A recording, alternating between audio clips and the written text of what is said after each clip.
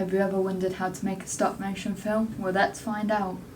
The first step to making any film is idea generation. The main animation that stood out to me was the Gruffalo. A reason for this is that it's centered around telling a story using animals.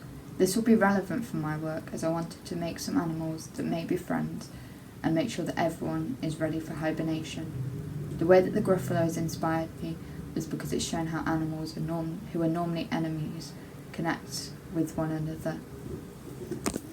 After deciding on your idea, your next job is to make a storyboard. This can be an important step when making a film, as when you come to shooting, it's clearly broken down into every stage that you need to make. This means that everyone who is involved in shooting knows what's going to happen.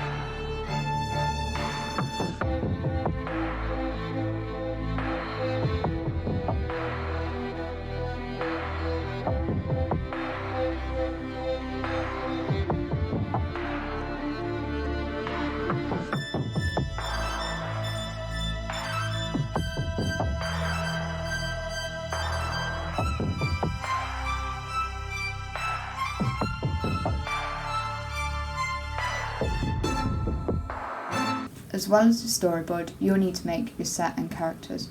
When it came to my characters, there were some issues that I faced. One of these is that I needed 2 squirrels that both looked identical. However, one needed to be a bigger size when it came to replacing. One problem that I found that came with this was to keep everything in proportion.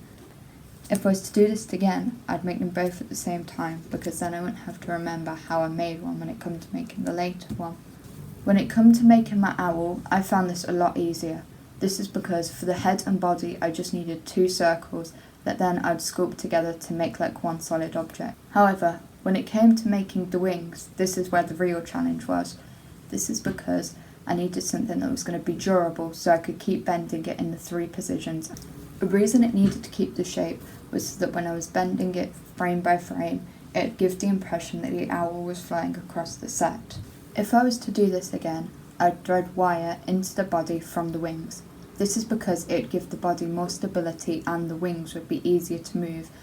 This is a problem that I came across when it came to shooting, because I had to sculpt the wings multiple times. However, I only realised this was a problem whilst I was filming, meaning I didn't have time to make the necessary changes.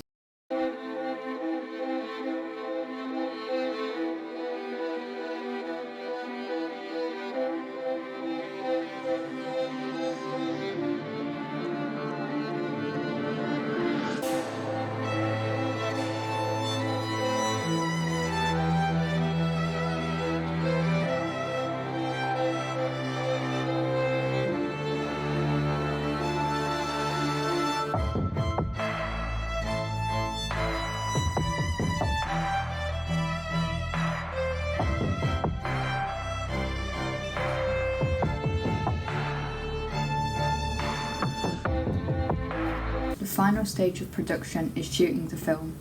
Overall, I think this went well. One thing that I would have improved on is sticking the set down before I started filming. This is because the set was moving a lot if I accidentally knocked the table that I was shooting on.